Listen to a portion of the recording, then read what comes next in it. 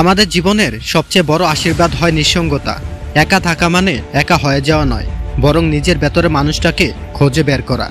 যখন চারপাশে কোলাহল থেমে যায়, তখনই আমরা স্পষ্টভাবে শুনতে পাই আমাদের স্বপ্নের ডাক। তখনই আমাদের বোঝা যায় কে আপন আর কে পর। নিঃসঙ্গতা কোনো শূন্যতা নয়, বরং শক্তির একটি ভাণ্ডার। এ সময় আমরা নিজেকে নতুনভাবে গড়তে পারি। বাইরের কাউকে না পেয়ে যখন নিজের উপর ভরসা হই, তখনই আমাদের আত্মসম্মানটা আরও দৃঢ় হয়, বিশ্বাস জন্মায়, নিজের চিন্তাটা স্বচ্ছ হয়, মন শান্ত হয়, আর সৃজনশীলতা বেড়ে যায়। এই সময়টায় নিজের প্রতি বিনিয়োগ করা যায়, বই পড়া, শেখা, দক্ষতা তৈরি করা, শরীর ও মন গড়ে তোলা। তখনই আমরা বুঝি আমি নিজে আমার সেরা বন্ধু। অন্যের প্রত্যাশা ছাড়াই নিজেকে ভালোবাসতে শেখা যায়। ভুল থেকে শেখার সুযোগ মেলে, ধৈর্য বাড়ে, আর ধৈর্য একদিন জয় এনে দেয়। একা থাকা আমাদের আত্মনিয়ন্ত্রণ শেখায়, শৃঙ্খলা আমাদের দায়িত্ববোধ শেখায়, কষ্টকে শক্তিতে রূপান্তর করতে শেখায়, প্রত্যাখ্যানকে অনুপ্রেরণায় করতে শেখায়, অপ্রয়োজনীয় সম্পর্ক ছেঁটে ফেলে জীবনকে হালকা করতে শেখায়।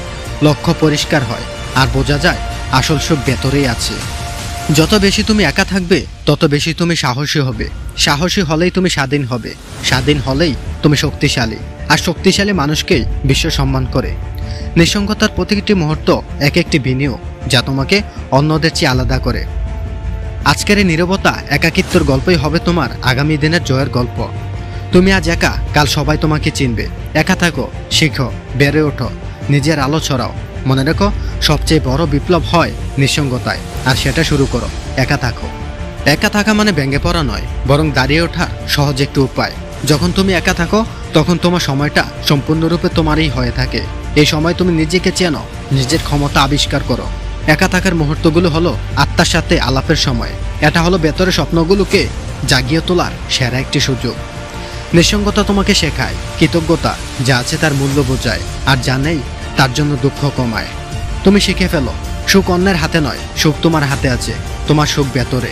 যখন তুমি একা থাকো, তখন নিজের ভুলগুলোকে নির্ভয় স্বীকার করা সহজ হয়। তখন তোমার চরিত্র তৈরি হয়। একা থাকা তোমার ভেতরে শৃঙ্খলা তৈরি করে। তুমি সময় মতো ওঠো, সময় মতো কাজ করো, নিজের যত্ন নাও, তোমার নিজের সঙ্গে প্রতিশ্রুতি রাখতে চেষ্টা করো। আর এটাই হলো তোমার আত্মসম্মানের সবচেয়ে বড় অনুশীলন। কারণ যিনি নিজেকে সম্মান করতে শিখেন, তাকে আর কেউই থামাতে পারে না। নিঃসঙ্গতার আরেকটি সৌন্দর্য হলো স্বাধীনতা। তুমি নিজের পথে হাঁটতে পারো, নিজের মতো করে স্বপ্ন তৈরি করতে পারো। অন্যের ইচ্ছা নয়, বরং নিজের ইচ্ছা দিয়ে জীবন সাজাতে পারো। এই স্বাধীনতাই তোমাকে আলাদা করে, তোমাকে উজ্জ্বল করে। ধীরে ধীরে একা থাকার আনন্দের ডানা মেলে দাও। একা থাকার সময় তোমার দৃষ্টিভঙ্গি বদলায়। ছোট ছোট বিষয়ে আনন্দ খুঁজে পাওয়া যায়। নীরবতার মধ্যে যে শান্তি আছে, সেটা অনুভব করতে শেখায়। এটা তোমাকে ধৈর্যশীল করে, নরম করে, আরও দৃঢ় করে।